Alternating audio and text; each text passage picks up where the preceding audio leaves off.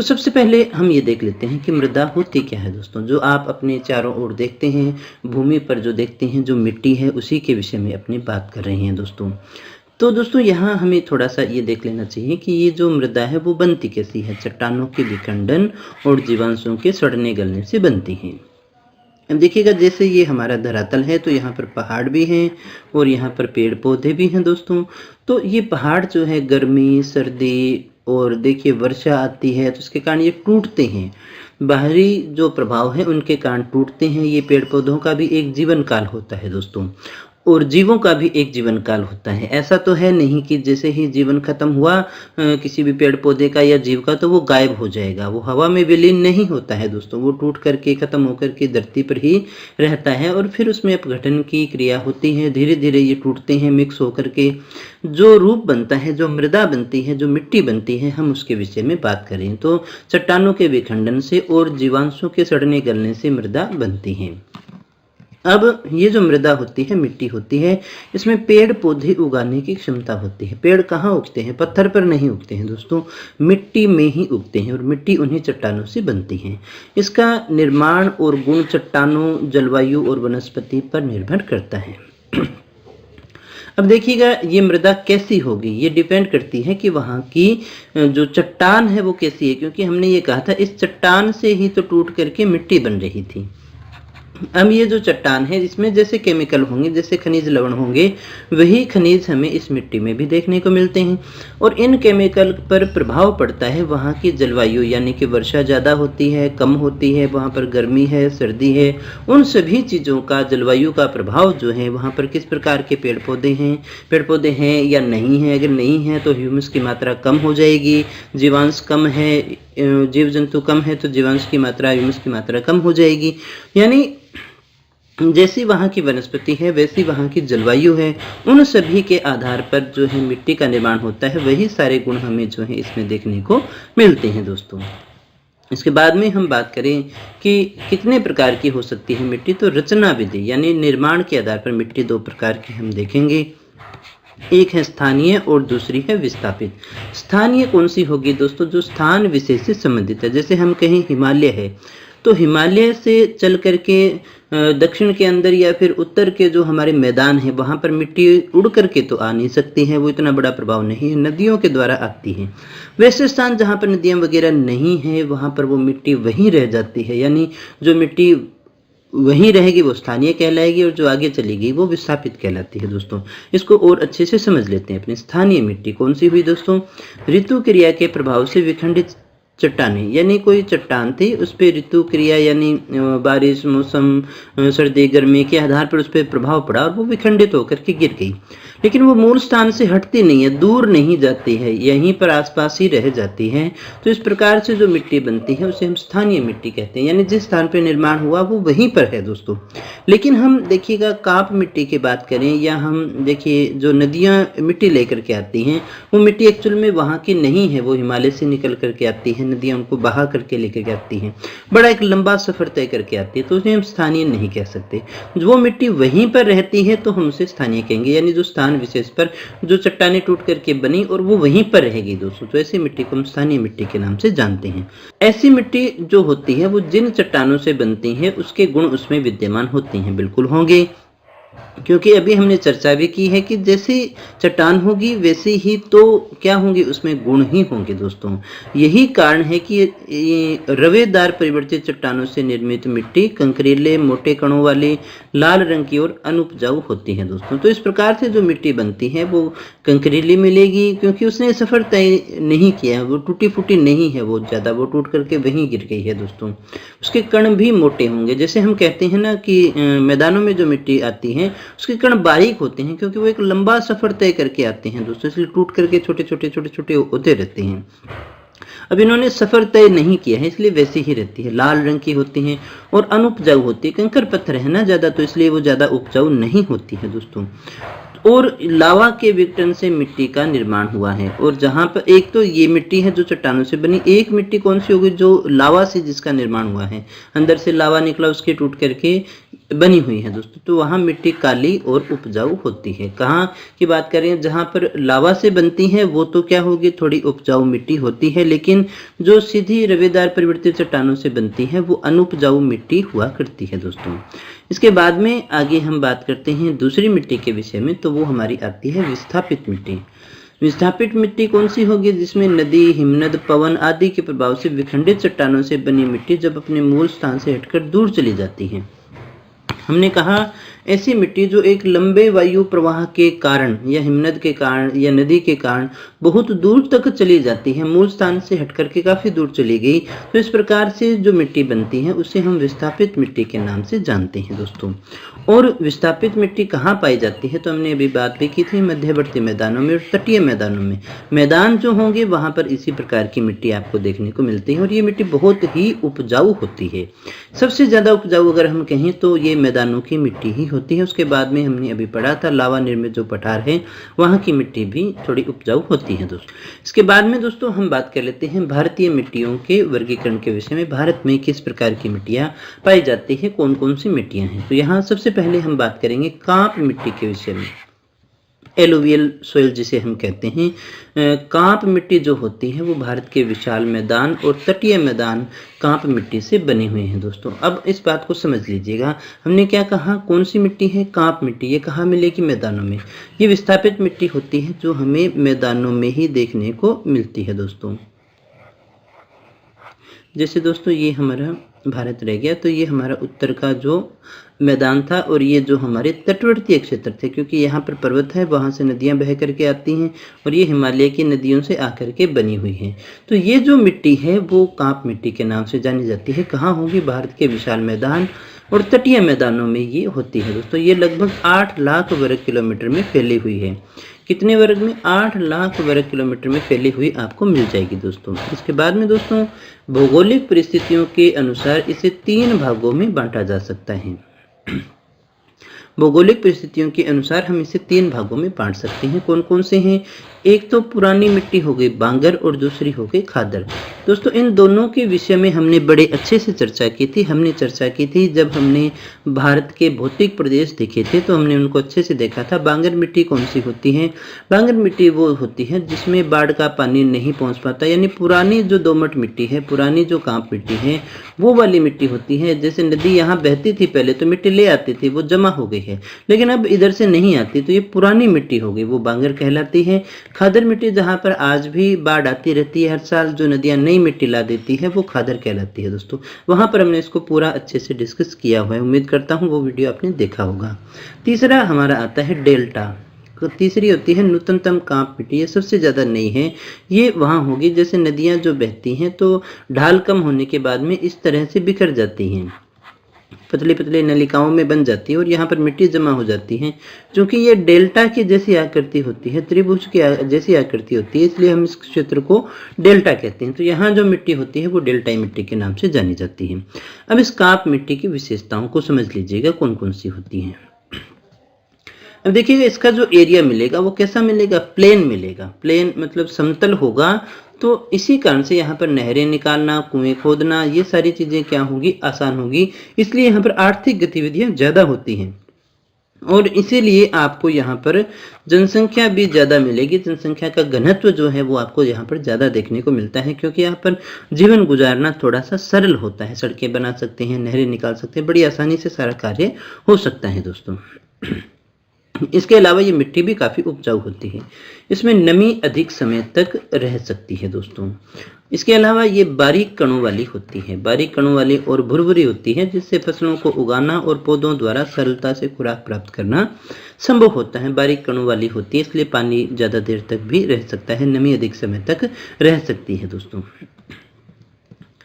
इसमें वानस्पतिक अंश यानी ह्यूमस की मात्रा अधिक होती है, क्योंकि नदियों के जल से अनेक वस्तुएं सड़कर मिट्टी में मिल जाती है। तो हमें ये पता होगा ह्यूमस जिसमें ज़्यादा होगा उसमें जो है उत्पादकता भी ज़्यादा होती है दोस्तों। तो ह्यूमस ज़्यादा होता है, यानी पेड़ पौधे, ह्यूमस हम किसे कहेंगे, ह्यूमस यानी जीवांश। जो वनस्पति, पेड़ पौधे, जीवों के जो अंश हैं उसमें देखिए मिल गए हैं मिट्टी में, उसे हम ह्यूमस की मात्रा के नाम से जानते हैं। प्रत्येक वर्ष मिट्टी की एक नई परत बिछ जाने से इस मिट्टी का प्राकृतिक रूप से नवीनीकरण होता रहता है। खादर जो है वहाँ पर हर साल नई मिट्टी आती रहती है, तो इसलिए हमें वहाँ पर खाद डालने की आवश्यकता नहीं होती है। उसके पोषक तत्व जो हैं वो बिल्कुल वैसे के वैसे बने रहते हैं। ये स्थानांतरित मिट्टी होने के कारण उपजाऊ होती है। अभी हमने बात भी की थी, स्थानांतरित जो मिट्टी होगी वो उपजाऊ होती है दोस्तों। इसके बाद में हम बात करते हैं काली मिट्टी या फिर लावा मिट्टी। कौन सी की? काली मिट्टी या लावा मिट्टी। लावा नाम से ही आप समझ सकते हैं दोस्तों, लावा यानी कि जो लावा है, जो ज्वालामुखी से निकला हुआ लावा है, वहाँ पर ये दक्षिणी भारत के लावा प्रदेश में है, जैसे कि महाराष्ट्र, मध्य प्रदेश के पश्चिमी भाग, आंध्र प्रदेश के पश्चिमी भाग और कर्नाटक के उत्तरी भाग, गुजरात, दक्षिणी पूर्वी राजस्थान में ये पाई जाती है। यानी ये जो लावा के पठार हैं उधर आपको देखने को मिल जाएगी दोस्तों, जिसे हम काली मिट्टी या फिर लावा मिट्टी कहते हैं। भारत में लगभग 5 लाख वर्ग किलोमीटर पर इसका विस्तार है दोस्तों। इसमें भी आर्द्रता बनाए रखने की अपूर्व क्षमता होती है, यानी आर्द्रता इसमें लंबे समय तक रह सकती है। देखने में तो ये मिट्टी कैसे लगेगी आपको? उत्तरी अमेरिका के प्रेरी क्षेत्र और सोवियत संघ के यूक्रेन क्षेत्र में मिलने वाले चरनोजम के समान होती है दोस्तों देखने में, लेकिन जो इसका स्ट्रक्चर है, जो इसकी रचना है, केमिकल है, वो अलग आपको देखने को मिलते हैं। यहाँ जो मिट्टी है, उन स्थानों की मिट्टी ह्यूमस और जीवांशों की अधिकता के कारण काली है दोस्तों, क्योंकि दोस्तों ये ज्वालामुखी का लावा है और लावे के जमने से बनी हुई है। क्योंकि किसी काल में लावा भी इसी प्रकार से बना था कि जब जो पेड़ पौधे थे वो उसके अंदर दब गए थे, और जब यही वापस बाहर आते हैं तो इसमें ह्यूमस और जीवांशों की अधिकता होती है, उसी के कारण ये काला होता है। और लावा निर्मित होने के कारण भी इसका रंग भी क्या है? काला होगा दोस्तों। पोटाश और चूने का अंश भी इसमें अधिक पाया जाता है दोस्तों। इसकी उर्वरा शक्ति अच्छी होती है, ये उपजाऊ मिट्टी होती है और कपास के लिए सबसे अच्छी होती है।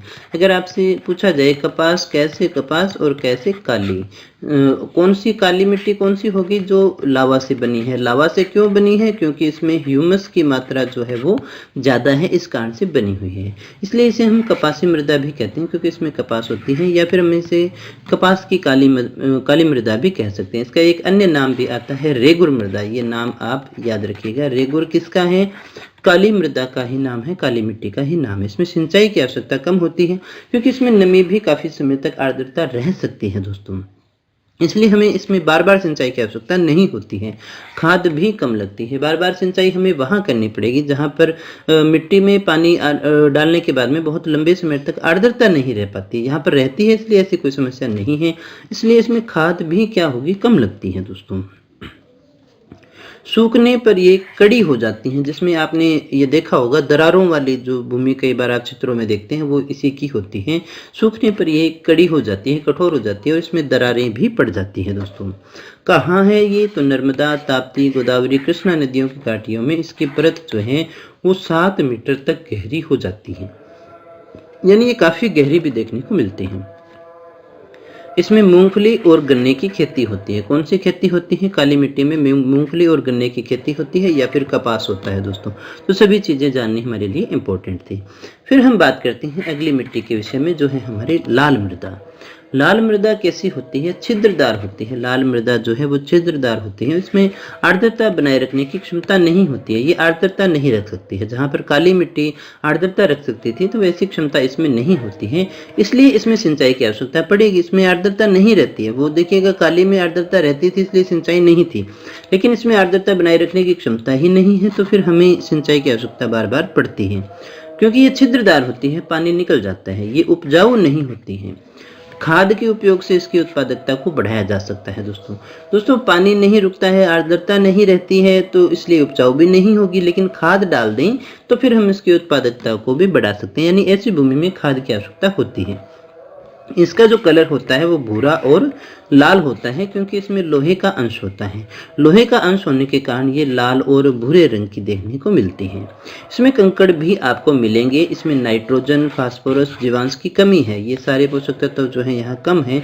चूने का अंश भी कम रहता है दोस्तों। इसकी परत जो है वो बहुत ज़्यादा मोटी नहीं होती है। अभी हमने देखा था ना कि जो हमारी काली मिट्टी थी वो नदी घाटियों में तो 7 मीटर तक गहरी हो गई थी दोस्तों, तो काफ़ी गहरी तक ये होती है।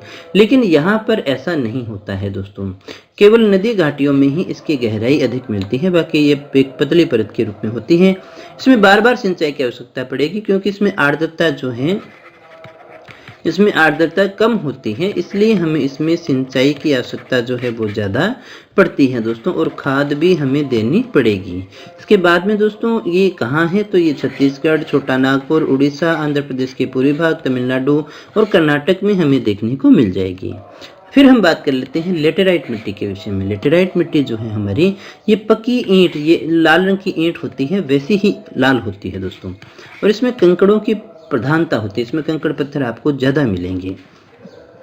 ये पुरानी जो चट्टानें हैं हमारी, उन्हीं के विघटन से बनती हैं। इसमें लोहा, एल्युमिनियम की मात्रा अधिक होती है। देखिएगा दोस्तों ये कैसे बनती है, जो हमारी पुरानी चट्टानें हैं उनके विघटन से बनी हुई ये मिट्टी है। इसमें लोहा और एल्युमिनियम की मात्रा काफ़ी ज़्यादा होती है, लेकिन चूना, फास्फोरस, नाइट्रोजन, पोटास और जीवाश्म है, इनकी मात्रा जो है वो कम होती है। लोहा, एल्युमिनियम तो ज़्यादा है, लेकिन चूना, फास्फोरस जो पौधों के लिए आवश्यकता है वो थोड़ी कम होती हैं दोस्तों। और ये कहाँ मिलती है, ये आपको मिलेगी उन भागों में जहाँ पर वर्षा कम होती है और ताप भी अधिक रहता है दोस्तों। वर्षा अधिक होती है, सॉरी ये कम को काट देना, ये कहाँ मिलेगी, जहाँ पर इसमें वर्षा अधिक होती है और ताप भी अधिक रहता है, यानी रेनफॉल भी ज़्यादा है और टेम्परेचर भी ज़्यादा है, दोनों चीज़ें ज़्यादा होती हैं। और अधिक वर्षा के कारण सिलिका, रासायनिक लवण और बारीक उपजाऊ कण बह जाते हैं, इसलिए इसमें कोई उपजाऊपन ज़्यादा रहेगा नहीं दोस्तों, क्योंकि वर्षा के कारण जहाँ ज़्यादा वर्षा होती है वहाँ पर ये जो चीज़ें बह सकती हैं वो बह ही जाती हैं, इसलिए इस मिट्टी के जो क्षेत्र हैं वो आपको ऊसर मिलते हैं दोस्तों। सूखने पर यह पत्थर की तरह कड़ी हो जाती है, इसमें पत्थर के गुण आपको देखने को मिल जाएंगे और ईंट की तरह ही आपको दिखाई देगी। और ये कहाँ है, मुख्यतः ये आपको पश्चिमी घाट में देखने को मिल जाएगी। जैसे ये हमारा प्रायद्वीपीय भारत है तो ये हमारा पश्चिमी घाट है, ये हमारा पूर्वी घाट है, तो इस एरिया के अंदर आपको देखने को मिल जाएगी। पूर्वी घाट की बात कर रहा हूँ, मैदानों में तो कांप मिट्टी आपको मिलेगी। पूर्वी घाट के किनारे से राजमहल पहाड़ी और पश्चिमी बंगाल से होते हुए असम तक एक संकरी पट्टी आप यहाँ पर देख सकते हैं दोस्तों। इस पर चाय की खेती की जा सकती है। हम ऐसा न कहें कि इसमें कुछ भी नहीं होगा, उपजाऊपन है जो काम में ले सकते हैं, हम इसको चाय की खेती के लिए काम में ले सकते हैं दोस्तों। इस मिट्टी में कहीं कहीं वृक्ष भी उग जाते हैं जिससे हमें इमारती लकड़ी प्राप्त होती है। अब ये काम की तो है, लेकिन देखिएगा यहाँ पर विशेष प्रकार की खेती है, तो चाय की है या फिर इमारती लकड़ी अपने देख रहे थे। फिर हम बात कर लेते हैं बलुई मिट्टी। देखिए बलुई जो अपनी मृदा है, जो जिसको अपने बेकला रेत के नाम से जानते हैं, जो मोटे कणों वाली होती है दोस्तों, उसी की बात अपनी कर रहे हैं। ये पश्चिमी राजस्थान, सौराष्ट्र, कच्छ की मरुभूमि में मिलते हैं। इसके बड़े कण होते हैं और इसमें क्षारीय तत्व भी काफ़ी ज़्यादा होते हैं दोस्तों। इसमें नाइट्रोजन, ह्यूमस आदि तत्वों की कमी होती है, क्योंकि पश्चिमी राजस्थान में पेड़ पौधे भी कम हैं, इसलिए जाहिर सी बात है यहाँ पर कम ही होंगी दोस्तों। तो ये कोई बहुत उपजाऊ मिट्टी नहीं होती है, शुष्क रंध्रमय होती है। इसके कारण ये पवनों के द्वारा स्थानांतरित होती रहती है, उड़ करके एक स्थान से दूसरे स्थान पर चलती रहती है दोस्तों, क्योंकि ये रंध्र में होती है। सिंचाई की सुविधा उपलब्ध न हो तो फिर ये मिट्टी काफ़ी, सिंचाई अगर उपलब्ध हो जाए तो यही मिट्टी काफ़ी उत्पादक सिद्ध हो सकती है, अन्यथा उपजाऊ नहीं होगी दोस्तों, क्योंकि ये पानी को ज़्यादा समय तक ऑब्जर्व नहीं कर पाती है दोस्तों। हनुमानगढ़, गंगानगर व बीकानेर में कृषि की समृद्धि इसी की पुष्टि करता है, यानी अगर सिंचाई उपलब्ध हो जाए तो फिर ये मिट्टी भी काम की बन जाती है दोस्तों। इंदिरा गांधी नहर जो है, इससे इस क्षेत्र को काफ़ी फायदा हुआ है दोस्तों। उसके बाद में आगे हम बात कर लेते हैं पर्वतीय मृदा कहाँ मिलेगी, जहाँ पर्वत है। पर्वत में पतली परत वाली मिट्टी देखने को मिलती है और हिमालय पर्वत हमारे लिए विशेषता देखने को मिलेगा। हिमालय पर्वतीय क्षेत्र में पर्वतीय मिट्टी जो है हमें देखने को मिलती है और ये जो है वो अपरिपक्व मानी जाती है। इसको हम कहते हैं अभी इसका पूरा निर्माण नहीं हुआ है, इस कारण इसमें मोटे कण और कंकर पत्थर मिलते हैं। जितना निर्माण होने के बाद में तो जो है कण छोटे हो जाएंगे, कंकर पत्थर हमें देखने को नहीं मिलेंगे। मिट्टी में जब तक मिलेंगे जब तक वो अपरिपक्व है, और इसे हम अपरिपक्व मिट्टी के नाम से जानते हैं। इसे क्या कहते हैं दोस्तों, अपरिपक्व मिट्टी हम कहा करते हैं। इसकी परत मोटी नहीं होगी दोस्तों। पहाड़ों पर आपको जो पर्वतीय मिट्टी मिलेगी वो मोटी परत की नहीं होती है। इसमें ह्यूमस और चूने के जो तत्व हैं वो काफ़ी कम होते हैं, यानी इसमें ह्यूमस की मात्रा क्या होगी, कम होगी। अब देखिएगा पर्वतीय मृदा आपको कहाँ मिलेगी, पर्वतीय क्षेत्र, और विशेषतः कौन सा, हिमालय पर्वतीय क्षेत्र। कैसी होती है, ये अपरिपक्व होती है क्योंकि इसमें मोटे कण है और कंकर पत्थर भी इसका निर्माण नहीं हुआ है, इसलिए हम इसे अपरिपक्व मिट्टी भी कहते हैं। इसमें ह्यूमस और चूने के तत्व कम होते हैं दोस्तों। इसकी प्रकृति कैसी होती है, अम्लीय। जहां हमने जो बलुई मिट्टी थी उसकी प्रकृति क्षारीय देखी थी, वहीं पर पर्वतीय जो मिट्टी है इसकी जो प्रकृति है वो अम्लीय होती है। कुछ स्थानों पर इसकी परत आपको मोटी भी मिल जाएगी और वहां पर चाय और आलू की खेती भी होती है। कई स्थानों पर वैसे पतली ही होती है, जहां मोटी है वहां पर आपको चाय और आलू की खेती भी देखने को मिल जाती है पर्वतीय मिट्टी में। अब इसको भी काम में लिया जाता है। जहां बारीक कणों वाली मिट्टी है वहां पर सीढ़ी नुमा खेत बनाए जाते हैं और चावल की खेती भी की जाती है। तो सीढ़ी नुमा खेत कहाँ पर मिलेंगे, पर्वतीय क्षेत्रों में आपको देखने को मिलते हैं। पहाड़ों को इस तरह से सेट किया जाता है ताकि जो मृदा का ज़्यादा अपरदन न हो पाए दोस्तों, और जो है सीढ़ी नुमा बना करके चावल की खेती की जाती है। कम उपजाऊ मिट्टी वाले ढालों पर चारागाह पाए जाते हैं। जहां ढाल कम है वहां पर आपको चारागाह देखने को मिल जाएंगे।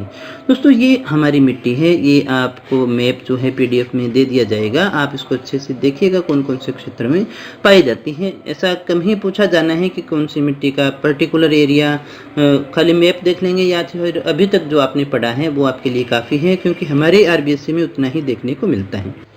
इसके बाद दोस्तों हम बात कर लेते हैं मृदा से संबंधित समस्याओं और उनके संरक्षण के विषय में दोस्तों।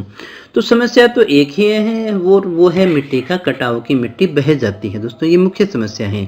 और मिट्टी कटाव के हमें दो रूप मिलते हैं, एक तो परत के रूप में और एक नाली के रूप में जो बहती है दोस्तों। परतीय अपर्दन और अवनालिका अपर्दन हम इसे कहते हैं।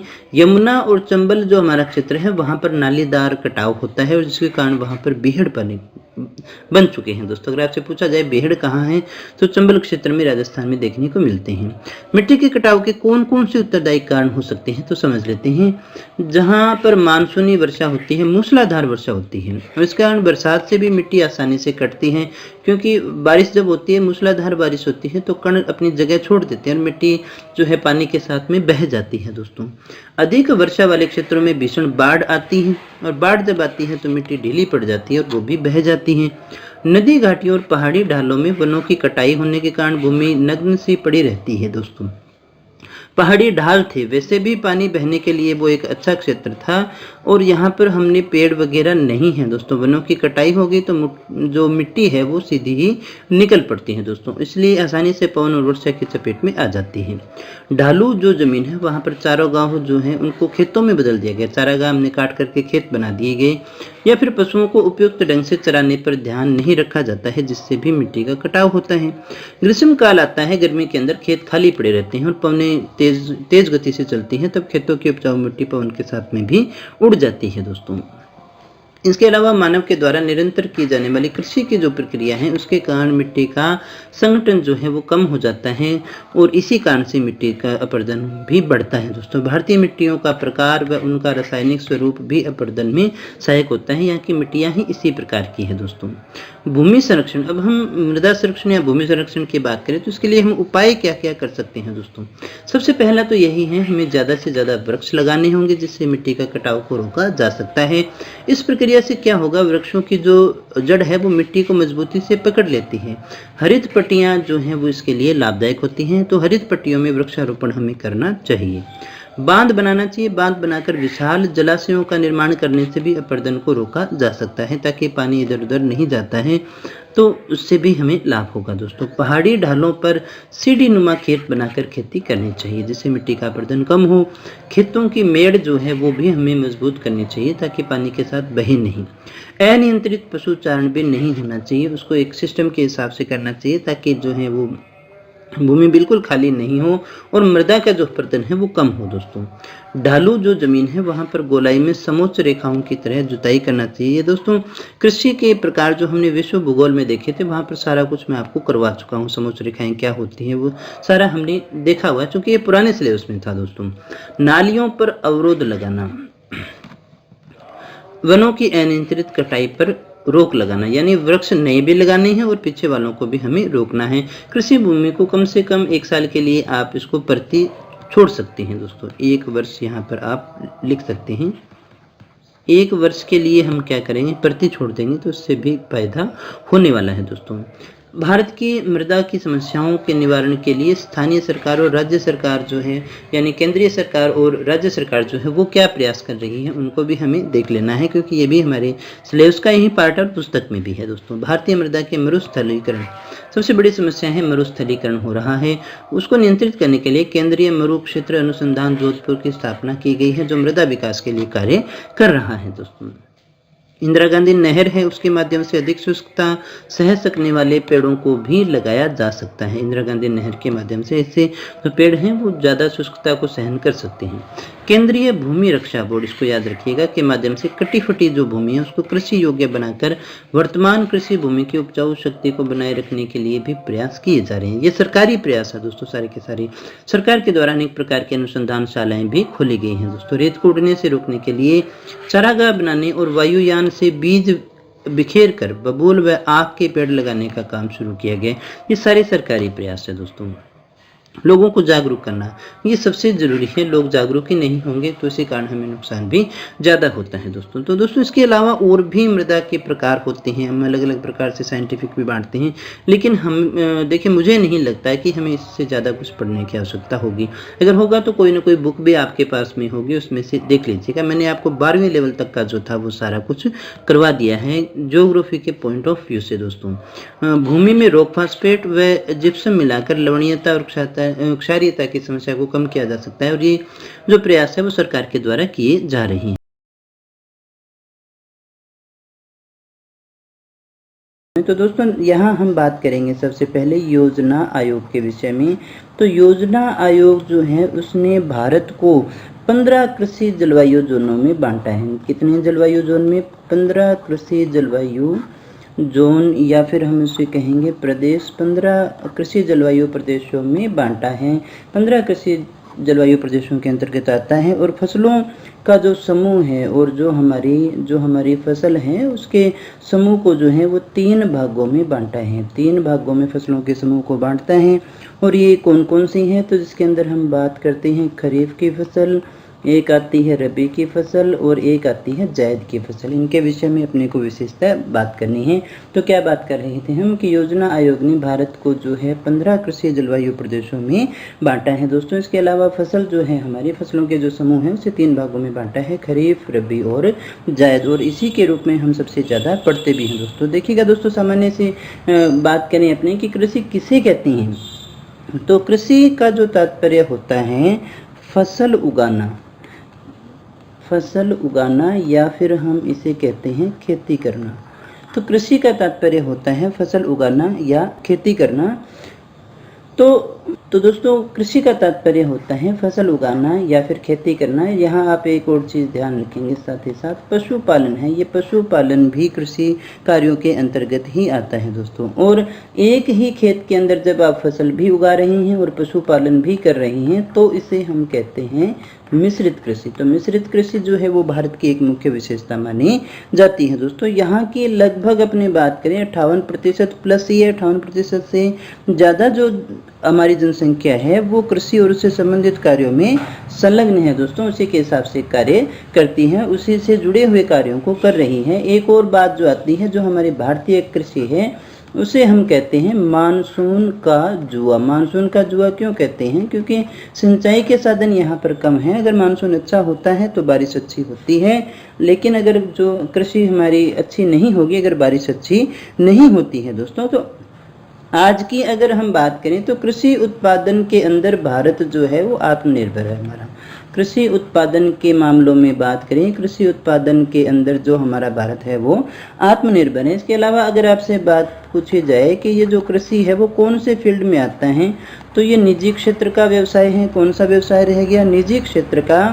हमेशा कह सकते हैं कि सबसे बड़ा व्यवसाय है। सबसे बड़ा इसलिए क्योंकि यहाँ पर जो है वो सबसे ज़्यादा जनसंख्या काम करती है, बहुत ज़्यादा जनसंख्या इसमें काम करती है। इसके अलावा आपको ध्यान होगा कि जो है न्यूनतम समर्थन मूल्य है वो भी सरकार के द्वारा दिया जा रहा है। इसके अलावा एग्रीकल्चर, एपीकल्चर, पीसीकल्चर, विटीकल्चर, ये क्या होते हैं? ये सारी बातें अपनी पिछली क्लासेस में कर चुकी हैं। जो हमारी पीछे की क्लास थी जिसमें हमने वर्ल्ड ज्योग्राफी देखी थी, जो हमारे पहले चैप्टर के अंदर दे रखी थी, पहले वाले चैप्टर्स में थी, वहाँ से आप उसको पूरा कर सकते हैं। और आई होप कि आप पिछला वाला सिलेबस पढ़ करके ही यहाँ तक पहुँचे हैं दोस्तों। आगे अपनी बात करते हैं सबसे पहले कि भारत में फसलों के मौसम कौन कौन से होते हैं, कौन कौन से फसलों में बांटा जाता है। तो देखिएगा, क्षेत्र की बात करें, मौसम की बात करें, आर्थिक मूल्य आदि के आधार पर फसलों को जो है वो कई प्रकारों से बांटा जा सकता है। मौसम के आधार पर जो है फसलों को 3 प्रकारों में बांटा जाता है। कौन कौन सी हैं? एक तो आती है देखिएगा रबी की फसल, दूसरी आती है हमारी खरीफ की फसल, और तीसरी जो आती है वो है हमारी जायद की फसल। 3 के अंतर्गत अपने बांट करके चलते हैं, और ये तीनों ही हमारे लिए बहुत ज़्यादा इम्पोर्टेंट है, क्योंकि बहुत बार तो उसने ऐसा ही प्रश्न पूछ रखा है कि निम्न में से कौन सी फसल रबी की है और कौन सी फसल जो है वो खरीफ की फसल हुआ करती है। तो इनको सभी को हम अच्छे से देख लेते हैं।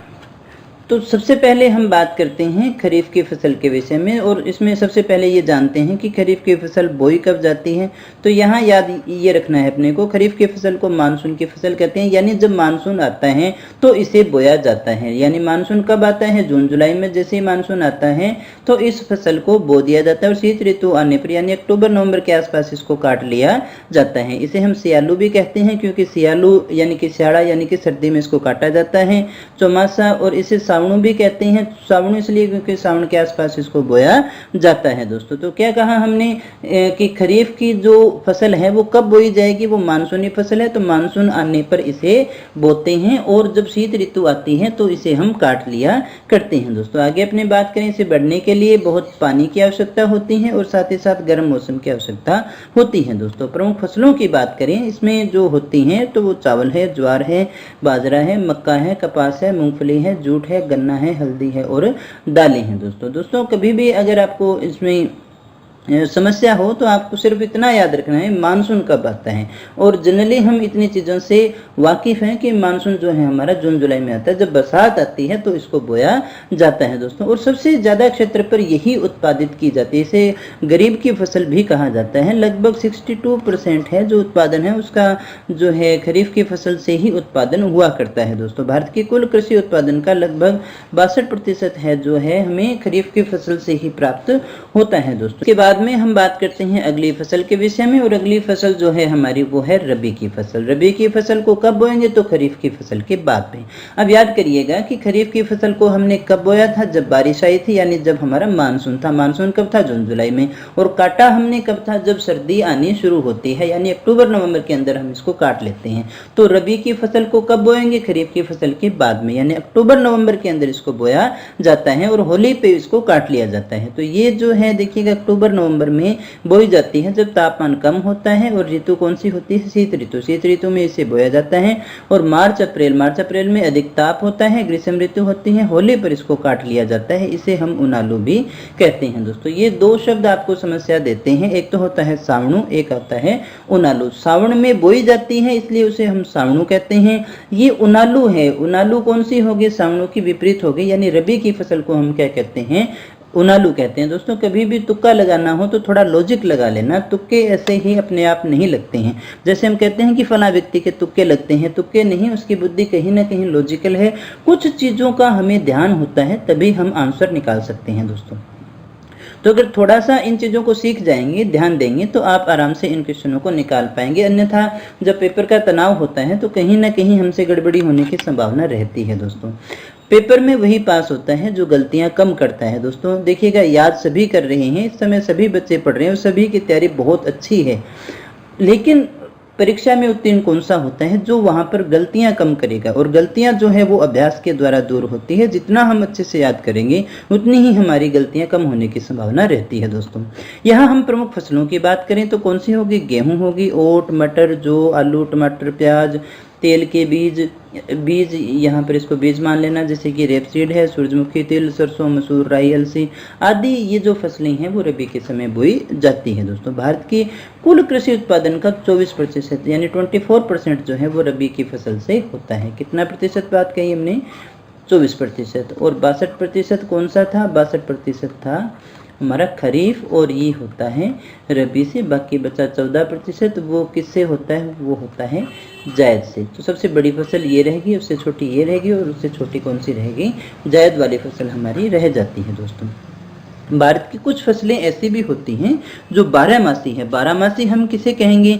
जो खेतों में वर्ष भर खड़ी रहती हैं, 12 महीने जो खड़ी रहती हैं उन्हें हम कहते हैं बारहमासी फसल। जैसे कि चाय हो गई, कॉफ़ी हो गई, नारियल हो गया, ये हमारी बारहमासी फसलें मानी जाती हैं क्योंकि ये 12 महीने खड़ी रहती हैं। और भारत के कुल कृषि उत्पादन का 14% जो है वो बारहमासी फसलों से भी होता है। ये रबी खरीफ दोनों की श्रेणी में ही अपने इसलिए इसको मान लेते हैं, इसलिए ये सभी के अंदर आ जाती है। तो इस 14% को आप उसमें कहीं भी काउंट करके मत चलिएगा, अन्यथा आपका जोड़ घटाव जो है वो गलत हो जाएगा। दोस्तों ये 12मासी फसलें हैं, वो इन्हीं में शामिल हो जाती है। चाय है, कॉफ़ी है और नारियल है दोस्तों। तो यहाँ हम बात कर रहे हैं किसकी? 12मासी फसलों के विषय में। दोस्तों आगे अपनी बात करते हैं जायद की फसलों के विषय में। जायद की फसलें कौन सी होती हैं? अब देखिएगा, ये जो फसलें हैं ये बोई जाती हैं फरवरी और मार्च के महीने में। कब बोई जाती है? फरवरी और मार्च के महीने में। और मई जून में यानी खरीफ की फसल आने से पहले काट ली जाती है। रबी के बाद में बोएंगे और खरीफ से पहले इनको लिया जाता है। इन्हें भी हम चौमासा की फसल भी कहते हैं। ये चौमासा की फसल के नाम से भी जानी जाती है। इसमें जो फसलें होती हैं वो कौन सी होती हैं? देखिएगा, वो खरबूजा है, पुदीना है, साग सब्जी है, ककड़ी है, लौकी है, कद्दू है, तरबूज है, कस्तूरी है, हरा चारा है। इस प्रकार की देखिएगा ताजी जो चीजें आपको दिखाई दे रही हैं वो सारी की सारी जायद के अंदर हुआ करती हैं। दोस्तों अब हम बात करें देश के कुल कृषि उत्पादन का, तो 14% जो है हमें वो जायद की फसल से ही प्राप्त हुआ करता है। दोस्तों अब हम बात करते हैं भारत में कृषि गणना के विषय में। भारत में होने वाली कृषि गणना के विषय में, तो भारत में प्रत्येक 5 वर्ष के बाद में जुलाई से जून के मध्य जो है कृषि और सहकारिता विभाग के द्वारा कृषि गणना की जाती है। दोस्तों पहली कृषि गणना जो थी वो 1970-71 में की गई थी। और कृषि जोतों का सर्वाधिक औसत आकार जो है वो नागालैंड, पंजाब और अरुणाचल प्रदेश व राजस्थान में, ये क्रमानुसार है, सबसे ज़्यादा नागालैंड में है। इस प्रकार से हम इसको देखते हैं। दोस्तों आगे अपने बात करते हैं प्रमुख फसलों की। तो प्रमुख फसलों में यहाँ सबसे पहले चावल को शुरू करते हैं। हम देख लेते हैं कौन कौन सी हमारी मुख्य फसलें हैं। दोस्तों तो चावल के अंदर देखिएगा, हम ये बात करते हैं कि ये किस प्रकार का पौधा है। तो उष्णार्द्र पौधा है। इसे क्या चाहिए? इसे गर्मी भी तेज चाहिए और वर्षा भी इसको तेज चाहिए।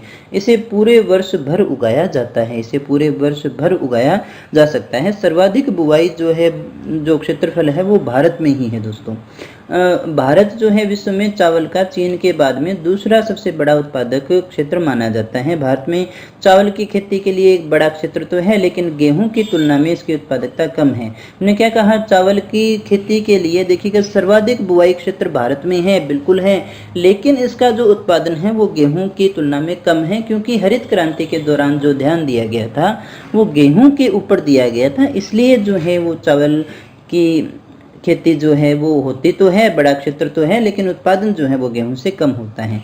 ये रबी खरीफ दोनों के अंदर ही हम इसको ले सकते हैं। दोस्तों तकनीक कौन सी होती है? इसको उगाने के लिए प्रत्यारोपण तकनीक काम में ली जाती है। और नई तकनीक जो है SRI तकनीक के नाम से भी जानी जाती है, जिसे भी हम काम में लेते हैं। दोस्तों इसके अलावा थोड़ी हम बात करें कहाँ कहाँ ये उत्पादित होता है।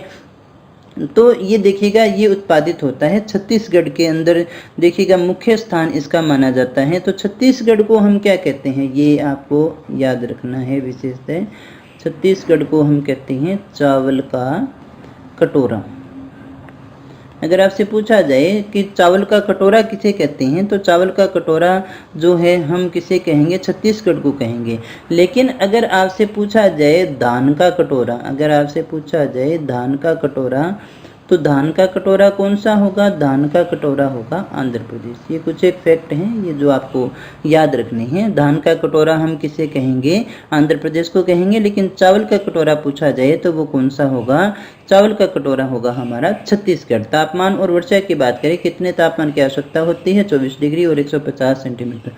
देखिएगा ये कुछ एक पुस्तकों में आपको अलग अलग भी मिल जाएगा, जो अपने हिसाब से उन्होंने दे रखा है, या तो उगाने का और जो बाद में काटते समय का है, उस हिसाब से टेम्परेचर में थोड़ी भिन्नता आती है। मैं आपसे बात कर रहा हूँ कि जो फसल है उनको उगाते समय कौन से टेम्परेचर की आवश्यकता होती है। तो 24 डिग्री और 150 सेंटीमीटर वर्षा की आवश्यकता जो है इसके दौरान होती है। इसके अलावा देखिएगा पानी की बहुत आवश्यकता होती है। चावल के खेतों में जो है 75 दिन तक पानी भरा हुआ रहना आवश्यक होता है। कितने दिनों तक? 75 दिनों तक जो है वो पानी भरा रहना आवश्यक है। हमारे यहाँ पर चावल उत्पादन के लिए, चावल लगाने के लिए जापानी तकनीक इस्तेमाल की जाती है। कौन सी तकनीक इस्तेमाल की जाती है? जापानी तकनीक को इस्तेमाल किया जाता है। आगे हम बात करें इसके लिए मिट्टी कौन सी आवश्यक है, तो चिकनी, कछारी और दोमट मिट्टी की जो है इस दौरान आवश्यकता होती है। इसकी किस्में भी हैं जैसे अमन, साली, अफगानी, आस, बोरा, पलवा, ये बहुत सारी जो है वो चावल की मुख्य किस्में मानी जाती है। इसके अलावा और भी बहुत सारी हैं दोस्तों। सर्वाधिक उत्पादन की बात करें तो पश्चिमी बंगाल जो है यहाँ पर चावल का सबसे ज़्यादा उत्पादन होता है। और उसके बाद में अगर कोई आता है दूसरा स्थान तो वो है यूपी का, यानी उत्तर प्रदेश का स्थान आता है। अन्य उत्पादक की बात करें पश्चिम बंगाल, उत्तर प्रदेश, आंध्र प्रदेश, पंजाब, बिहार, उड़ीसा, छत्तीसगढ़, असम, तमिलनाडु और हरियाणा के अंदर देखिएगा चावल होता है दोस्तों। आगे अपनी बात करते हैं सर्वाधिक क्षेत्र पर बोया कहाँ जाता है, तो वो पंजाब का नाम आता है। सर्वाधिक उत्पादक देश की बात करें तो वो है चीन। आगे अपनी बात करते हैं गेहूं की। गेहूं देखिएगा दूसरा प्रमुख खाद्यान्न माना जाता है। भारत का दूसरा प्रमुख खाद्यान्न कौन सा माना जाता है?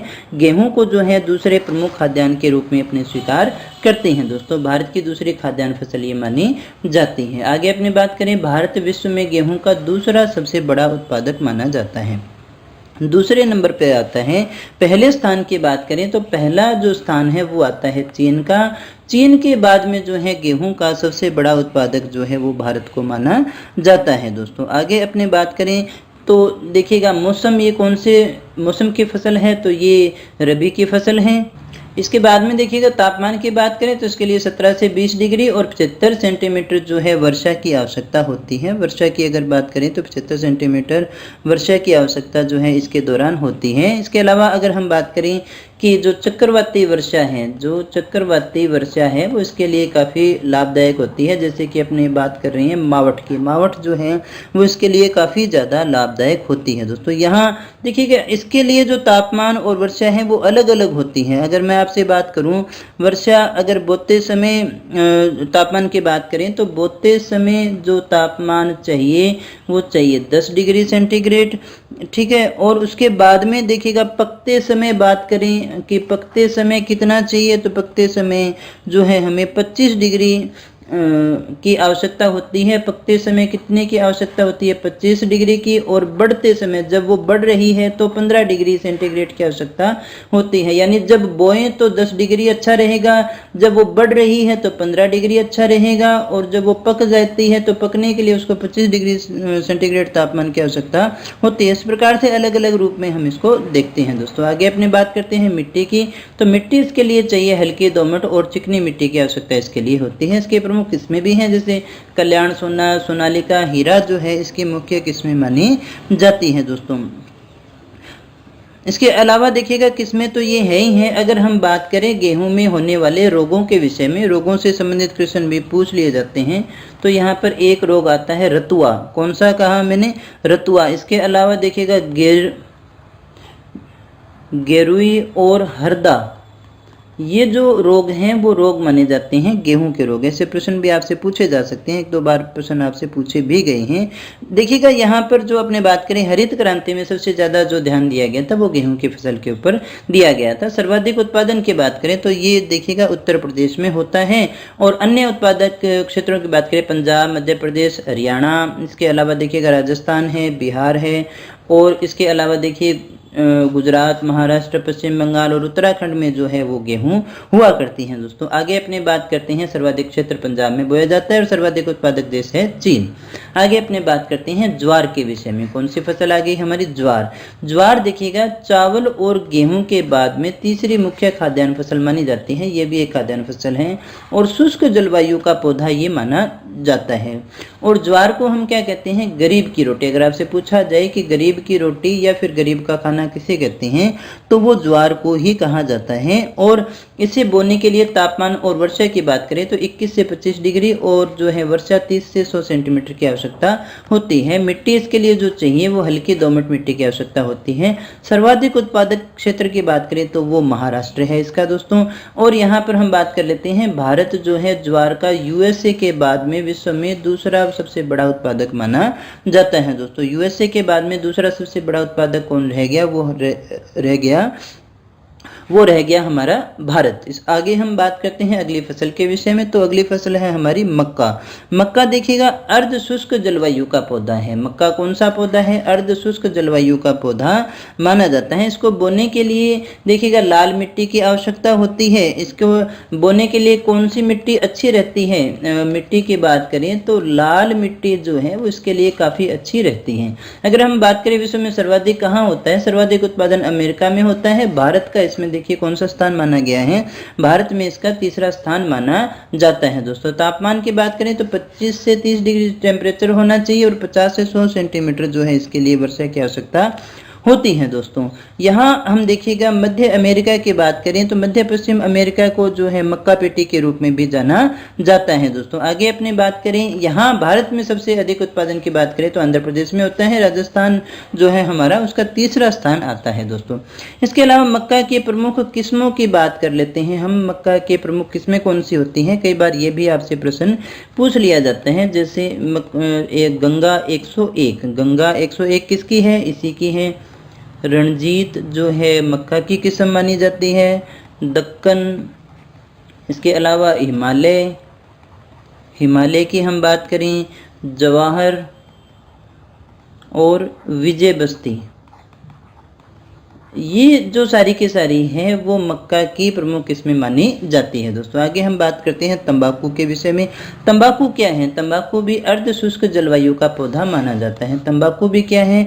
अर्ध शुष्क जलवायु का पौधा है, जिसके बोने के लिए हमें क्या चाहिए? हल्की दोमट मिट्टी, बलुई या फिर कछारी मिट्टी की आवश्यकता होती है तंबाकू को बोने के लिए। विश्व में सर्वाधिक उत्पादक जो है वो चीन है। भारत का यहाँ भी कौन सा स्थान आता है? तीसरा स्थान ही आता है। और भारत में अगर हम बात करें तो सबसे ज्यादा आंध्र प्रदेश में होती है। भारत में कौन सी होती है? आंध्र प्रदेश में। भारत में जो है आंध्र प्रदेश में सबसे ज्यादा होती है। इसको बोने के लिए तापमान की बात करें तो 16 से 18 और जो वर्षा है वो 50 से 100 सेंटीमीटर की आवश्यकता होती है दोस्तों। सर्वाधिक उत्पादक की बात करें तो सर्वाधिक उत्पादक रह गया हमारा आंध्र प्रदेश। अगर आप इसके बाद में अगर आपसे पूछा जाए कि भारत में जो है किस्म कौन सी मिलती है, तंबाकू की कौन सी किस्म मिलती है, तो एक तो है आपके निकोटिना। कौन सी रहेगी? निकोटिना। और इसके अलावा एक और किस्म जो है वह यहाँ पर पाई जाती है वो है टोबेकम। ये दो जो हैं वो तंबाकू की मुख्य किस्में यहाँ पर मिलती हैं दोस्तों। आगे हम बात करते हैं फलों के विषय में। तो फल जो है हमारे, फल यहाँ पर कौन कौन से फल होते हैं? तो भारत में देखिएगा आम होता है, केला, चीकू, नींबू, काजू, नारियल, काली मिर्च, हल्दी के उत्पादन में भारत का प्रथम स्थान माना जाता है। फलों व सब्जियों के उत्पादन में भारत का दूसरा स्थान है। समग्र रूप में सबसे ज्यादा जो रसदार फलों की बात करें तो वो महाराष्ट्र में होते हैं और सेब जो है वो हिमाचल प्रदेश में हुआ करते हैं दोस्तों। फल उत्पादन समग्र रूप से अगर बात करें तो आंध्र प्रदेश का जो है वो प्रथम स्थान माना जाता है। आम और केले के अंदर भारत का विश्व में प्रथम स्थान है। ये क्वेश्चन आपसे पूछे जा सकते हैं। आगे हम बात करें दलहन के विषय में, यानी कि जो दालें हैं, तो भारत जो है वो दालों का सर्वाधिक उत्पादक भी है और सबसे बड़ा उपभोक्ता भी माना जाता है दोस्तों। यानी यहाँ पर सबसे ज्यादा उत्पादित भी होती है और सबसे ज्यादा लोग खाते भी हैं। भारत का देखिएगा कौन सा क्षेत्र? दक्कन का पठार, मध्य पठारी भाग और उत्तर पश्चिम के जो शुष्क भाग हैं वो इसके लिए आदर्श परिस्थितियां पैदा करते हैं, वहां पर ज्यादा होता है।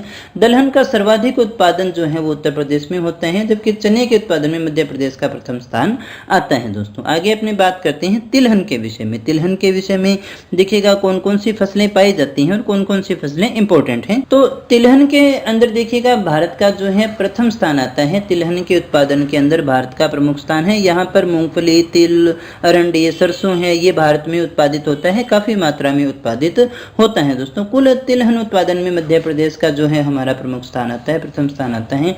मूंगफली की बात करें, बहुत बार पूछा जाता है ये प्रश्न, मूंगफली सबसे ज्यादा गुजरात में होती है और नारियल का सबसे ज्यादा उत्पादन जो है वो कहाँ होता है? केरल में हुआ करता है दोस्तों। आगे अपने बात करते हैं कपास के विषय में। कपास किस प्रकार का पौधा है? तो कपास एक उष्ण कटिबंधीय और उपोष्ण कटिबंधीय खरीफ की फसल हमारी मानी जाती है। उपोष्ण जलवायु का पौधा है। कौन से जलवायु का पौधा है? उपोष्ण जलवायु का पौधा है। इसे बोने के लिए हमें क्या चाहिए? इसे बोने के लिए मध्यम और काली गहरी मिट्टी की आवश्यकता होती है। काली गहरी मिट्टी की आवश्यकता होती है। इसके अलावा 80 से 100 सेंटीमीटर तक वर्षा की आवश्यकता होती है। 20 से 35 डिग्री तक टेम्परेचर की आवश्यकता होती है जब हम इसे बोना चाहते हैं। और पाला रहित रातों की आवश्यकता होती है, ये आप विशेषता याद रखिएगा। पाला मार जाए तो फिर काम खराब हो जाता है। पाला रहित रातों की आवश्यकता भी इसके लिए होती है दोस्तों। भारत जो है विश्व में कपास का तीसरा बड़ा सबसे बड़ा उत्पादक माना जाता है। अगर हम प्रथम की बात करें तो प्रथम कौन सा रह गया, चीन है। तो चीन के बाद में देखिएगा तीसरा सबसे बड़ा उत्पादक भारत माना जाता है। इस समय तापमान और वर्षा की बात करें तो 21 से 30 डिग्री टेम्परेचर चाहिए और वर्षा जो है 50 से 100 सेंटीमीटर की आवश्यकता होती है।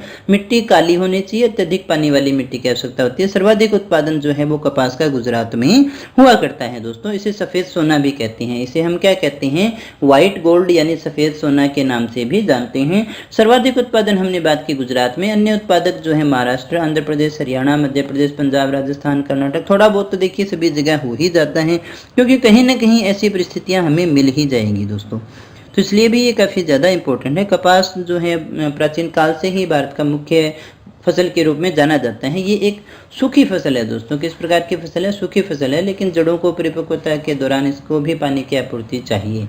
इसके बाद में हम बात करते हैं जूट या पटसन के विषय में। तो ये एक नकदी फसल है दोस्तों। किस प्रकार की फसल है, नकदी फसल है, और ये एक उष्णार्द्र जलवायु का पौधा माना जाता है। उष्णार्द्र जलवायु का पौधा है। इसे बोने के लिए अपने को क्या चाहिए, हमें इस चाहिए कांप मिट्टी। इसके अलावा हमें और क्या चाहिए, 100 से 200 सेंटीमीटर हमें क्या चाहिए, वर्षा की आवश्यकता होती है। और इसके अलावा 25 डिग्री से 35 डिग्री तक जो है वो टेम्परेचर की आवश्यकता जो है हमें इसके लिए हुआ करती है जब हमें इसको बोना है। विश्व में जो भारत का प्रथम स्थान है, और भारत में जो है पश्चिमी बंगाल का इसके अंतर्गत प्रथम स्थान आता है दोस्तों। ये गर्म और आर्द्र जलवायु की आवश्यकता इसके लिए होती है, और ये उष्णकटिबंधीय पौधा है, उष्णकटिबंध में आता है। विश्व के लगभग 85% जो जूट है वो गंगा के डेल्टा में होती है। ये गंगा ब्रह्मपुत्र के डेल्टाई क्षेत्रों में जूट काफी ज्यादा होती है दोस्तों। इसके लिए मिट्टी, सैंडी और क्ले लोम की आवश्यकता होती है। सर्वाधिक उत्पादक पश्चिमी बंगाल है। अन्य उत्पादकों में देखिएगा बिहार आता है, असम आता है, आंध्र प्रदेश आता है, उड़ीसा आता है, मेघालय आता है, नागालैंड आता है और त्रिपुरा का स्थान आता है दोस्तों। मौसम जो है इसके लिए जायद का माना जाता है। मौसम इसके लिए कौन सा रह गया, जायद का रह गया। इसके अलावा देखिएगा जो इसकी किस्में हैं, किस्मों की हम बात करें तो व्हाइट जूस है, टोसा जूस है, जो इसकी मुख्य किस्में मानी जाती हैं। भारत में 2 प्रकार की जो है जूट प्राप्त की जाती है। एक तो है चीनी जूट, और एक जो जूट है वो है देसी जूट। 2 प्रकार की जूट जो है हमारे यहाँ पर प्राप्त की जाती है, चीनी जूट और देसी जूट के रूप में जिसे जाना जाता है। आगे हम बात करते हैं गन्ने के विषय में। तो गन्ना भी हमारे लिए काफ़ी ज़्यादा इम्पोर्टेंट है। गन्ना कैसा है, गन्ना भी एक नकदी फसल है। गन्ने की फसल के लिए कम से कम 7-8 महीने की लंबी बरसात की आवश्यकता होती है। ये भी एक उष्णार्द्र जलवायु का पौधा माना जाता है। कैसा है, उष्णार्द्र जलवायु का पौधा माना जाता है दोस्तों। पारंपरिक रूप से तो देखिएगा गन्ना उत्तर भारत में ही हुआ करता था, लेकिन अब ये दक्षिण भारत में भी स्थानांतरित हो गया है, वहां पर ही होता है दोस्तों। उत्तर भारत में जो गन्ना है उसमें चीनी की मात्रा कम होती है, लेकिन दक्षिण भारत का जो वहाँ का गन्ना रहेगा उसमें चीनी की मात्रा भी यहाँ की अपेक्षा थोड़ी ज़्यादा होती है। तापमान और वर्षा की बात करें तो इसके लिए 30 से 35 डिग्री तापमान और 100 से 150 सेंटीमीटर जो है वर्षा की आवश्यकता होती है। मिट्टी इसके लिए कौन सी चाहिए, दोमट या नमी युक्त पूर्ण गहरी काली व चिकनी मिट्टी की आवश्यकता इसके लिए हुआ करती है दोस्तों। गन्ने का जो मूल स्थान है, गन्ने के मूल स्थान की बात करें तो वो भारत का ही माना जाता है। गन्ना का मूल स्थान ये आप याद रखिएगा कौन सा है, भारत है। गन्ने का मूल स्थान जो है वो भारत को ही माना जाता है। लेकिन अगर फिर भी फर्स्ट नंबर पे ये नहीं आता, फर्स्ट पे फिर भी कौन सा है, ब्राजील है। प्रथम स्थान ब्राजील का आता है और सेकंड जो है वो भारत का आता है, जबकि गन्ना जो मूल रूप से है वो भारत का पौधा माना जाता है। भारत में सर्वाधिक उत्पादन उत्तर प्रदेश में होता है। अन्य की बात करें तो देखिएगा महाराष्ट्र, कर्नाटक, तमिलनाडु, आंध्र प्रदेश, बिहार, गुजरात और हरियाणा, उत्तराखंड, पंजाब के अंदर भी गन्ना होता है दोस्तों। गन्ने से चीनी बनती है, इसलिए हमारे लिए सबसे ज़्यादा आवश्यकता इसकी होती है। इसके मौसम की बात करें तो खरीफ और देखिएगा रबी दोनों ही माने जाते हैं। गन्ने का जो रोग है वो रेड डॉट है, गन्ने की बीमारी है रेड डॉट है। कई बार ये क्वेश्चन आपसे पूछा गया है। आगे हम बात करते हैं चाय के विषय में। चाय कहाँ होती है, किस प्रकार से इसको उगाया जाता है। तो चाय भी एक सदाबहार पौधा है, उष्णार्द्र जलवायु का पौधा है। ये कौन सा है, ये भी उष्णार्द्र जलवायु का पौधा है। उष्णकटिबंधीय और उपोष्णकटिबंधीय जलवायु के अंदर ये बढ़ता है। इसके बोलने के लिए सबसे जो आवश्यक बात है उसके लिए चाहिए ढालू भूमि। इसके लिए हमें क्या चाहिए, ढालू भूमि की आवश्यकता होती है। हमें कौन सी भूमि चाहिए? ढालू भूमि चाहिए। इसके अलावा देखिएगा हल्की व उपजाऊ मिट्टी की आवश्यकता होती है। हल्की और उपजाऊ मिट्टी की जो आवश्यकता है वो इसके लिए होती है जिसमें पानी सोखने की शक्ति हो, जो पानी को सोख सके। इस प्रकार की मिट्टी जो है हमारे इसके लिए आवश्यक होती है। चाय की फसल के लिए पानी की बात करें, पानी बहुत ज़्यादा तो होना चाहिए लेकिन पानी का जमाव इसके लिए बिल्कुल भी अच्छा नहीं होता, यानी पानी का जमाव इसकी जड़ों में नहीं होना चाहिए। ये एक श्रमिक गहन फसल मानी जाती है क्योंकि इसमें 50% महिलाएं जो हैं वो काम करती हैं। महिलाएं इसमें बहुत ज़्यादा काम करती हैं। दोस्तों आगे अपने बात करें तापमान और वर्षा की बात करें तो 20 से 30 डिग्री तापमान जो है वो इसके लिए काफ़ी होता है। 24 से 30 में भी ये आ जाती है। वर्षा की बात करें तो यहाँ पर आप इसको मान के चलिएगा लगभग 250 से 300 सेंटीमीटर तक की वर्षा की आवश्यकता होती है। इसके बाद में देखिएगा मिट्टी दोमट जो प्रकृति से कैसी हो, अम्लीय हो और कार्बनिक पदार्थों से समृद्ध हो। दोस्तों सर्वाधिक उत्पादक की बात करें तो असम का स्थान आता है। सबसे ज़्यादा उत्पादन कहाँ पर होता है? सबसे ज़्यादा उत्पादन आसाम में होता है। अन्य की बात करें तो असम के अलावा दार्जिलिंग, मेघालय, केरल, हिमाचल प्रदेश, तमिलनाडु और ये सारी जगह पर ये होता है। चाय को देखिएगा और क्या कहा जाता है? चाय को हरित सोना भी कहते हैं। दोस्तों चाय की पत्तियां काम आती हैं। चाय को जो है हरित सोना भी कहा जाता है। असम का प्रथम स्थान जो है, लेकिन अगर हम बेस्ट चाय की बात करें तो बेस्ट जो चाय है वो हमारी दार्जिलिंग की होती है। सबसे बढ़िया जो चाय है वो दार्जिलिंग की होती है। लेकिन अगर आपसे पूछा जाए सर्वाधिक उत्पादकता की बात करें तो वो चाय की सबसे ज़्यादा उत्पादकता है वो तमिलनाडु में होती है।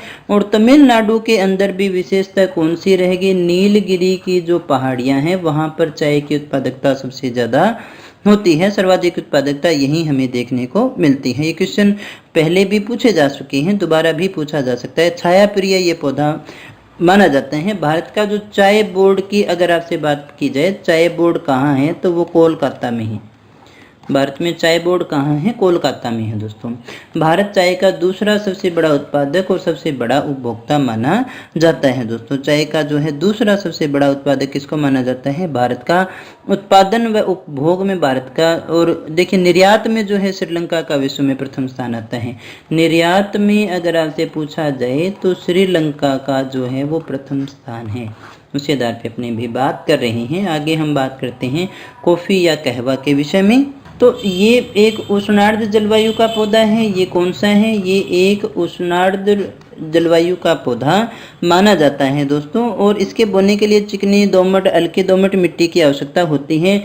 फर्स्ट नंबर अगर की बात करें तो वो कौन सा रह गया? ब्राज़ील जो है वो कहवा की दृष्टि से प्रथम स्थान पर आता है। इसे छाया में उगाया जाता है। आमतौर पर शेड के 2 स्तरों के साथ में इसे उगाया जाता है। इसकी 2 किस्में हैं। अरेबिका की बात करें तो अरेबिका के लिए समुद्र तल से 1000 से 1500 मीटर ऊपर, और जो देखिए रोबस्टा है वो कम गुणवत्ता वाली कहवा है, उसके लिए 500 से 1000 मीटर के बीच में कॉफी रेंज की ऊंचाई पर इनको उगाया जाता है। अरेबिका जो है उसको समुद्र तल से 1000 से 1500 मीटर के ऊपर उगाया जाता है, लेकिन जो रोबस्टा है वो थोड़ी नीची है, इसलिए उसको 500 से 1000 मीटर के ऊपर ये कॉफी रेंज के अंदर इसको उगाया जाता है। दोस्तों आगे अपनी बात करते हैं तापमान व वर्षा। तो 16 से 18 डिग्री की जो है इसकी आवश्यकता होती है। 16 से 28 डिग्री की आवश्यकता होती है। 150 से 250 सेंटीमीटर तक की वर्षा की इसको आवश्यकता होती है। मिट्टी अच्छी तरह से सूखी हुई वन दोमट मिट्टी है, इसकी आवश्यकता इसके लिए होती है। सर्वाधिक उत्पादकता की बात करें तो वो कहाँ रहेगी? कर्नाटक में जो है इसकी सर्वाधिक उत्पादकता मानी जाती है। दोस्तों कर्नाटक जो है प्रथम स्थान पे आता है इसकी उत्पादकता की दृष्टि से। आगे हम बात करें अन्य उत्पादक की तो वो है रहेगी तमिलनाडु, केरल, आंध्र प्रदेश, तेलंगाना, उड़ीसा, असम, मेघालय, अरुणाचल प्रदेश, मणिपुर और नागालैंड जो है वो इसके लिए जाने जाते हैं। दोस्तों कॉफी का जो रोपण है वो पहाड़ी ढलानों पर ही किया जाता है। दोस्तों आगे अपने इसके प्रमुख किस्मों की बात करें तो वो है अरेबिका और रोबस्टा। कॉफी की प्रमुख किस्में कौन सी रहेगी? अरेबिका और रोबस्टा रह जाती है। दोस्तों आगे हम बात कर लेते हैं देखिए मसालों की। तो मसाले जो है विश्व का सबसे बड़ा मसालों का उत्पादक और निर्यातक देश है वो है भारत। भारत क्या है? सबसे बड़ा उत्पादक और निर्यातक। सबसे बड़ा उत्पादक और निर्यातक जो देश है वो भारत है, इसलिए भारत को भी हम मसालों का देश कहते हैं। भारत को हम क्या कहते हैं? मसालों का देश भी कहते हैं। कुल मसाला उत्पादन का 80% खपत जितना होता है, 80% तो हमारे यहीं पर क्या हो जाती है? खपत हो जाती है, और 20% का हम क्या करते हैं? निर्यात किया करते हैं दोस्तों। अब यहाँ पर देखिएगा, मसाला उत्पादन में बात करें तो केरल जो है हमारा पहले नंबर पे आता है। केरल का मुख्य स्थान जो है मसाला उत्पादन में आता है। मसालों का बगीचा अगर आपसे पूछा जाए, मसालों का बगीचा अपने किसको कहती हैं? तो वो केरल को ही कहा जाता है दोस्तों। इलायची, यहाँ मुख्य जो अपने मसाले हैं उनकी बात कर लेते हैं। इलायची असम, केरल और तमिलनाडु में होती है। काली मिर्च केरल में होती है। मिर्च आंध्र प्रदेश, महाराष्ट्र, उड़ीसा, राजस्थान में। हल्दी आंध्र प्रदेश, कर्नाटक, तमिलनाडु में। जायफल केरल में। आर्कीनट जो है केरल, कर्नाटक, त्रिपुरा, असम के अंदर। नारियल जो है केरल, तमिलनाडु, कर्नाटक और आंध्र प्रदेश में होता है। दालचीनी केरल में होती है। लौंग केरल में होता है। अदरक केरल, मेघालय और सिक्किम में होती है। ये मुख्य जो अपने मसाले रहेंगे उनकी बात अपने कर रही हैं दोस्तों। इसके बाद में देखिएगा, स्थानांतरित कृषि के अंतिम रूप से अपनी बात कर लेते हैं। स्थानांतरित कृषि क्या होती है? जो पेड़ हैं, अपने जो जंगल है उनको काट कर और उनको जला करके जो राख होती है वो वहीं बिछा दी जाती है, और उस भूमि पर कुछ दिन कृषि की जाती है, फिर उसको छोड़ करके दूसरी जगह खेती की जाती है। तो इसे हम स्थानांतरित कृषि के नाम से जानते हैं। पीछे भी अपने बात कर चुके हैं पिछली क्लास में, लेकिन यहाँ हम बात करने वाले हैं इनके उपनामों के विषय में, क्योंकि 2016 के अंदर जो भी रीट हुई थी आपकी, वहां पर इसमें से प्रश्न पूछे गए थे दोस्तों। तो कौन कौन से नाम आते हैं देखिएगा, इंडोनेशिया और मलेशिया में इसे लड़ांग कहते हैं। मेक्सिको और मध्य अमेरिका में मिल्पा कहते हैं। ब्राजील में रोका, वेनेजुएला में कोनुको, श्रीलंका में चेना, उत्तर पूर्वी भारत में इसे झुम कहते हैं। आंध्र प्रदेश में पोडू कहते हैं। केरल में कुमारी कहते हैं, ये पूछा गया था। मध्य प्रदेश में इसको बीवर कहते हैं, मशान कहते हैं, पंडा कहते हैं, बेरा कहते हैं। ये जो है स्थानांतरित कृषि के नाम है जो आपसे पूछे जा सकते हैं।